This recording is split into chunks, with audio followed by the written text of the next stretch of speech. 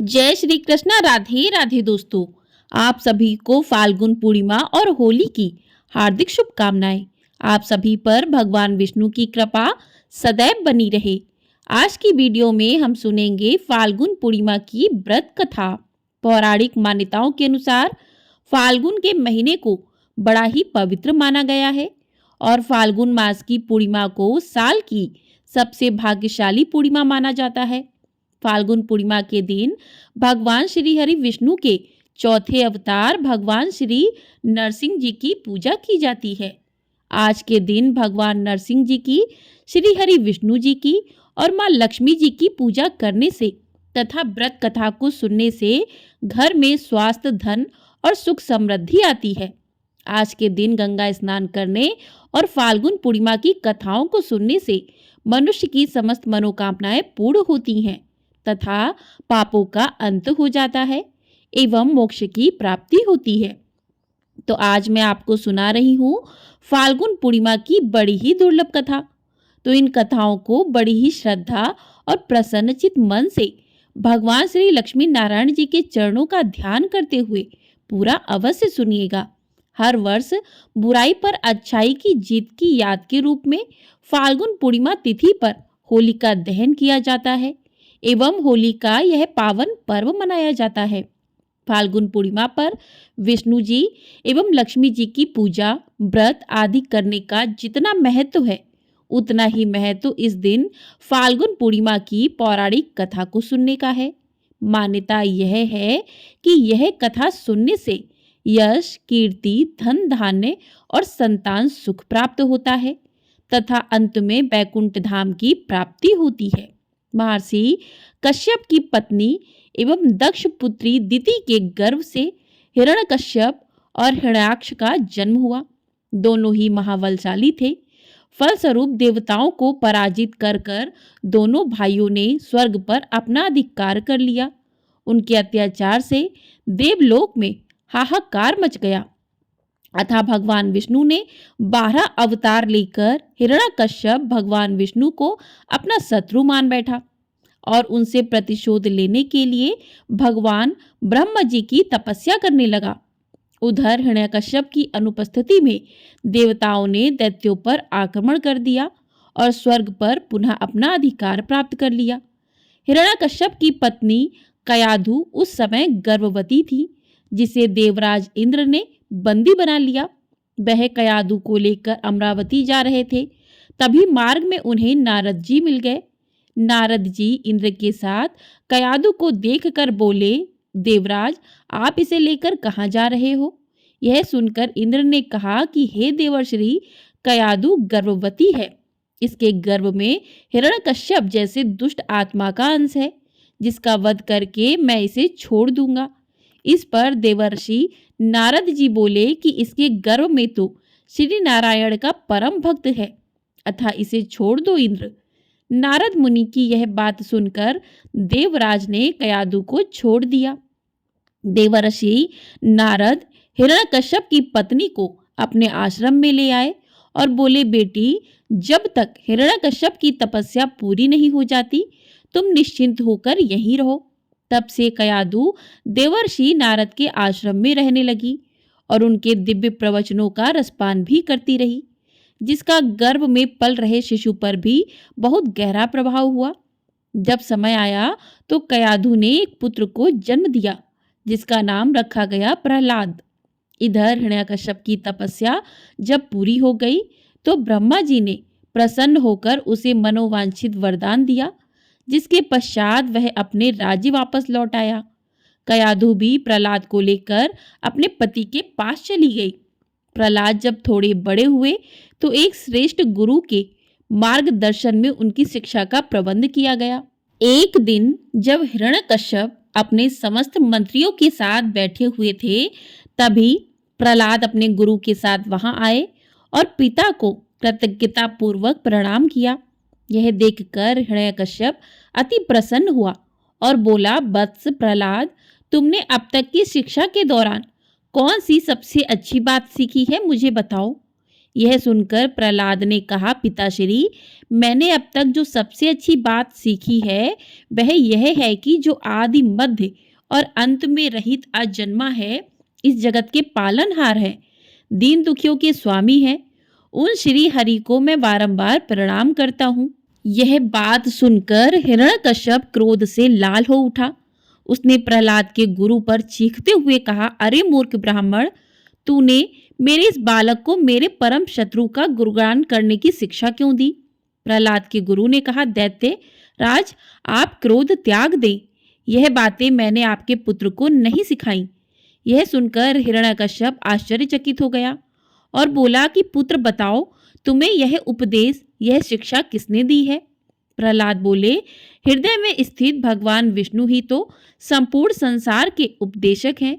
उनके अतिरिक्त कोई किसी को कुछ नहीं सिखा सकता। यह सुनकर हिरण्यकश्यप क्रोध से पागल हो उठा और बोला, अरे मूर्ख, मेरे सामने यह विष्णु कौन है? तू क्यों बार बार उस दुष्ट का नाम ले रहा है? क्या तू इसका परिणाम जानता है? हिरण्यकश्यप ने प्रहलाद को बहुत समझाया, मृत्यु दंड का भय दिखाकर भी विष्णु भक्ति से दूर करना चाहा, परंतु प्रहलाद के मन से भगवान विष्णु के प्रति श्रद्धा तनिक भी कम नहीं हुई। इसके पश्चात क्रोधित हिरण्यकश्यप ने अपने सेवकों को आज्ञा दी कि इस दुरात्मा को मौत के घाट उतार दो। इस शत्रु प्रेमी से मुझे कोई लाभ नहीं है। यह कपूत तो अपने ही कुल का नाश कर देगा। दैत्यराज हिरण्यकश्यप की आज्ञा सुनकर उनके सैनिकों ने प्रहलाद पर तरह तरह के अत्याचार किए और उन्हें मारने का प्रयास किया, परंतु हरि कृपा के कारण वह सब प्रहलाद का बाल भी बांका करने में असमर्थ रहे। हिरण्यकश्यप यह सब देखकर बहुत क्रोधित हुआ। अतः उसने अपनी बहन होलिका को आदेश दिया कि वह प्रहलाद को गोद में लेकर अग्नि में बैठ जाए, क्योंकि होलिका को यह वरदान प्राप्त था कि अग्नि से उसे कोई हानि नहीं होगी। अपने भ्राता का आदेश मानकर होलिका भक्त प्रहलाद को अपनी गोद में लेकर अग्नि में बैठ गई। उस समय प्रहलाद हाथ जोड़कर आंखें बंद करके निरंतर प्रभु ध्यान में मग्न रहे और नारायण नारायण का जाप करते रहे। हरि कृपा के फलस्वरूप प्रहलाद अग्नि में बैठकर भी सकुशल बच गए, किंतु होलिका उसी आग में जलकर भस्म हो गई। इस प्रकार से भगवान श्री हरि विष्णु ने नरसिंह भगवान का अवतार लेकर अपने भक्त की रक्षा की। एक बार प्रेम से बोलिए, श्री लक्ष्मी नारायण भगवान ने की जय। बोलिए श्री नरसिंह भगवान ने की जय। इस प्रकार से पहली कथा पूर्ण हुई। अब सुनते हैं फाल्गुन पूर्णिमा व्रत की दूसरी पौराणिक कथा, जिसे स्वयं भगवान श्री कृष्ण जी ने मैया यशोदा को सुनाया था, जिसे सुनने मात्र से सभी मनोकामनाएं पूरी होती हैं और घर में सुख समृद्धि बनी रहती है। द्वापर युग में एक समय की बात है कि यशोदा जी ने भगवान श्री कृष्ण से कहा कि हे कृष्ण, तुम सारे संसार के उत्पन्न करता, पोषक तथा उसके संहार करता हो। आज कोई ऐसा व्रत मुझसे कहो जिसके करने से मृत्यु लोक में स्त्रियों को विधवा होने का भय न रहे तथा यह व्रत सभी मनुष्यों की मनोकामनाएं पूर्ण करने वाला हो। श्री कृष्ण कहने लगे कि हे माता, तुमने अति सुंदर प्रश्न किया है। मैं तुमसे ऐसे ही व्रत को सविस्तार कहता हूँ। सौभाग्य की प्राप्ति के लिए स्त्रियों को 32 पूर्णमासियों का व्रत करना चाहिए। इस व्रत के करने से स्त्रियों को सौभाग्य संपत्ति मिलती है। यह व्रत अचल सौभाग्य देने वाला एवं भगवान शिव के प्रति मनुष्य मात्र की भक्ति को बढ़ाने वाला है। यशोदा जी कहने लगी कि हे कृष्ण, सर्वप्रथम इस व्रत को मृत्यु लोक में किसने किया था, इसके विषय में विस्तार पूर्वक मुझसे कहो। तो श्री कृष्ण जी कहने लगे कि इस भूमंडल पर एक अत्यंत प्रसिद्ध राजा चंद्रहास से पालित अनेक प्रकार के रत्नों से परिपूर्ण कादिका नाम की एक नगरी थी। वहां पर धनेश्वर नाम का एक ब्राह्मण रहता था और उसकी स्त्री अति सुशीला रूपवती थी। दोनों ही उस नगरी में बड़े प्रेम के साथ रहते थे। घर में धन धान्य आदि की कमी नहीं थी। उनको एक बड़ा दुख था कि उनके कोई संतान नहीं थी। इस दुख से वह अत्यंत दुखी रहते थे। एक समय एक बड़ा तपस्वी योगी उस नगरी में आया। वह योगी उस ब्राह्मण के घर को छोड़कर अन्य सभी घरों से भिक्षा लेकर भोजन किया करता था। रूपवती से वह भिक्षा नहीं लिया करता था। उस योगी ने एक दिन रूपवती से भिक्षा ना लेकर किसी अन्य घर से भिक्षा लेकर गंगा किनारे जाकर भिक्षान्न को प्रेम पूर्वक खा रहा था कि धनेश्वर ने योगी का यह सब कार्य किसी प्रकार से देख लिया। अपनी भिक्षा के अनादर से दुखी होकर धनेश्वर योगी से बोला कि महात्मन, आप सब घरों से भिक्षा लेते हो, परंतु मेरे घर की भिक्षा कभी भी नहीं लेते। इसका क्या कारण है? योगी ने कहा कि निसंतान के घर की भीख पतितों के अन्न के तुल्य है, और जो पतितों का अन्न खाता है वह भी पतित हो जाता है। क्योंकि तुम निसंतान हो, अतः पतित हो जाने के भय से मैं तुम्हारे घर की भिक्षा नहीं लेता हूँ। धनेश्वर यह बात सुनकर अपने मन में बहुत दुखी हुआ और हाथ जोड़कर योगी के पैरों पर गिर पड़ा तथा आर्तभाव से कहने लगा कि हे महाराज, यदि ऐसा है तो आप मुझको पुत्र प्राप्ति का उपाय बताइए। आप सर्वज्ञ हैं, मुझ पर अवश्य ही यह कृपा कीजिए। धन की मेरे पास कोई कमी नहीं है, परंतु मैं पुत्र न होने के कारण अत्यंत दुखी हूँ। आप मेरे इस दुख का हरण करें। आप सामर्थ्यवान हैं। यह सुनकर योगी कहने लगे कि हे ब्राह्मण, तुम चंडी की आराधना करो। घर आकर उसने अपनी स्त्री से सभी वृतांत कहा और स्वयं तप के निमित्त वन में चला गया। वन में जाकर उसने चंडी की उपासना की और उपवास किया। तो चंडी ने 16वें दिन उसको स्वप्न में दर्शन दिया और कहा कि जा, धनेश्वर तेरा पुत्र होगा, परंतु वह 16वें वर्ष की आयु में ही मृत्यु को प्राप्त हो जाएगा। यदि तुम दोनों स्त्री पुरुष 32 पूर्णमासियों का व्रत विधि पूर्वक करोगे तो वह दीर्घायु होगा। जितनी तुम्हारी सामर्थ हो, आटे के दिए बनाकर शिव जी का पूजन करना, परंतु पूर्णमासी को 32 हो जाने चाहिए। प्रातःकाल होने पर इस स्थान के समीप ही तुम्हें एक आम का वृक्ष दिखाई देगा। उस पर तुम चढ़कर एक फल तोड़कर शीघ्र अपने घर चले जाना और अपनी स्त्री से सब वृतांत कहना। ऋतु स्नान के पश्चात वह स्वच्छ होकर भगवान शंकर जी का ध्यान करके उस फल को खा लेगी, तब शंकर भगवान की कृपा से उसको गर्भ हो जाएगा। जब वह ब्राह्मण प्रातःकाल उठा तो उसने उस स्थान के पास ही एक आम का वृक्ष देखा, जिस पर एक अत्यंत सुंदर आम का फल लगा हुआ था। उस ब्राह्मण ने उस आम के वृक्ष पर चढ़कर उस फल को तोड़ने का प्रयत्न किया, परंतु वृक्ष पर कई बार प्रयत्न करने पर भी वह चढ़ नहीं पाया। तब तो उस ब्राह्मण को बहुत चिंता हुई और विघ्न विनाशक श्री गणेश जी की वंदना करने लगा कि हे दयानिधे, अपने भक्तों के विघ्नों का नाश करके उनके मंगल कार्य को करने वाले, दुष्टों का नाश करने वाले, रिद्धि सिद्धि को देने वाले, आप मुझ पर कृपया करके इतना बल दें कि मैं अपने मनोरथ को पूर्ण कर सकूं। इस प्रकार गणेश जी की प्रार्थना करने पर उनकी कृपा से धनेश्वर वृक्ष पर चढ़ गया और उसने अति सुंदर आम का फल देखा। उसने विचार किया कि जो वरदान से फल मिला था वह यह है और कोई फल नहीं दिखाई देता।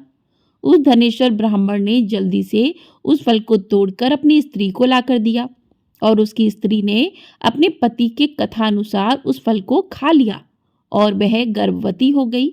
देवी की असीम कृपा से उसे एक अत्यंत सुंदर पुत्र उत्पन्न हुआ, जिसका नाम उन्होंने देवी दास रखा। माता पिता के हर्ष और शोक के साथ वह बालक शुक्ल पक्ष के चंद्रमा की भांति अपने पिता के घर में बढ़ने लगा। भवानी की कृपा से वह बालक बहुत ही सुंदर, सुशील, विद्या पढ़ने में बहुत ही निपुण हो गया। दुर्गा जी की आज्ञा अनुसार उसकी माता ने 32 पूर्णमासी का व्रत रखना प्रारंभ कर दिया था, जिससे उसका पुत्र बड़ी आयु वाला हो जाए। 16वां वर्ष लगते ही देवीदास के माता पिता को बड़ी चिंता होने लगी कि कहीं उनके पुत्र की इस वर्ष मृत्यु न हो जाए। इसलिए उन्होंने अपने मन में विचार किया कि यदि यह दुर्घटना उनके सामने हो गई तो वे कैसे सहन कर सकेंगे। तो उन्होंने देवीदास के मामा को बुलाया और कहा कि हमारी इच्छा है कि देवीदास 1 वर्ष तक काशी में जाकर विद्या अध्ययन करे और उसको अकेला भी नहीं छोड़ना चाहिए। इसलिए साथ में तुम चले जाओ और 1 वर्ष के पश्चात इसको वापस लौटा लाना। सब प्रबंध करके उसके माता पिता ने काशी जाने के लिए देवीदास को एक घोड़े पर बिठाकर उसके मामा को उसके साथ कर दिया, किंतु यह बात उसके मामा और किसी और से नहीं कही। धनेश्वर ने साप पत्नी अर्थात अपनी पत्नी के साथ अपने पुत्र की मंगल कामना, दीर्घायु के लिए भगवती दुर्गा की आराधना और पूर्णमासियों का व्रत करना आरंभ कर दिया। इस प्रकार बराबर 32 पूर्णमासी का व्रत पूरा किया। कुछ समय पश्चात एक दिन वह दोनों मामा और भांजा मार्ग में रात्रि बिताने के लिए किसी गांव में ठहरे हुए थे। उस दिन उस गांव में एक ब्राह्मण की अत्यंत सुंदरी, सुशीला, विदुषी और गुणवती कन्या का विवाह होने वाला था।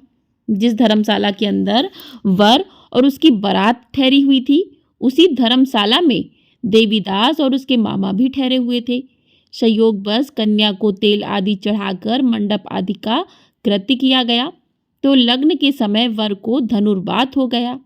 तत्पश्चात वर के पिता ने अपने कुटुंबियों से परामर्श करके निश्चय किया कि यह देवीदास मेरे पुत्र जैसा ही सुंदर है, मैं इसके साथ ही लग्न करा दूं और बाद में विवाह के अन्य कार्य मेरे लड़के के साथ हो जाएंगे।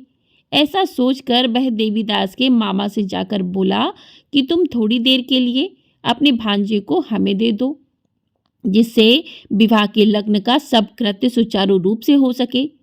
तब उसका मामा कहने लगा कि जो कुछ भी मधुपर्क आदि कन्यादान के समय वर को मिले वह सब हमें दे दिया जाए, तो मेरा भांजा इस बारात का दूल्हा बन जाएगा। यह बात वर के पिता द्वारा स्वीकार कर लेने पर उसने अपना भांजा वर बनने को भेज दिया और उसके साथ सब विवाह कार्य रात्रि में विधि पूर्वक संपन्न हो गया। पत्नी के साथ वह भोजन न कर सका और अपने मन में सोचने लगा कि न जाने यह कैसी स्त्री होगी।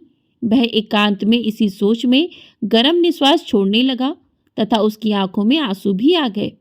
तब बधू ने पूछा कि क्या बात है, आप इतने उदासीन व दुखी क्यों हो रहे हैं? तब उसने सब बातें जो वर के पिता और उसके मामा में हुई थी उसको बतला दी। तब कन्या कहने लगी कि यह ब्रह्म विवाह के विपरीत हो कैसे सकता है। देव, ब्राह्मण और अग्नि के सामने मैंने आपको ही अपना पति बनाया है, इसलिए आप ही मेरे पति हैं। मैं आपकी ही पत्नी रहूंगी, किसी अन्य की कदापि नहीं। तब देवीदास ने कहा कि ऐसा मत कहिए, क्योंकि मेरी आयु बहुत थोड़ी है। मेरे पश्चात आपकी क्या गति होगी, इन बातों को अच्छी तरह विचार कर लो। परंतु वह दृढ़ विचार वाली थी, बोली कि जो आपकी गति होगी वही मेरी गति होगी। हे स्वामी, आप उठिए और भोजन करिए, आप निश्चय ही भूखे होंगे। इसके बाद देवीदास और उसकी पत्नी दोनों ने भोजन किया तथा शेष रात्रि वे सोते रहे। प्रातःकाल देवीदास ने अपनी पत्नी को 3 नगों से जड़ी हुई एक अंगूठी दी और एक रुमाल दिया और बोला कि हे प्रिय, इसे लो और संकेत समझकर स्थिर चित्त हो जाओ। मेरा मरण और जीवन जानने के लिए एक पुष्पाटिका बना लो, उसमें सुगंधी वाली एक नव मल्लिका लगा लो, उसको प्रतिदिन जल से सींचा करो और आनंद के साथ खेलो कूदो और उत्सव मनाओ। जिस समय और जिस दिन मेरा प्राणांत होगा ये फूल सूख जाएंगे और जब ये फिर से हरे हो जाएं तो जान लेना कि मैं जीवित हूँ। यह बात निश्चय करके समझ लेना, इसमें कोई संशय नहीं है। यह समझाकर देवीदास चला गया।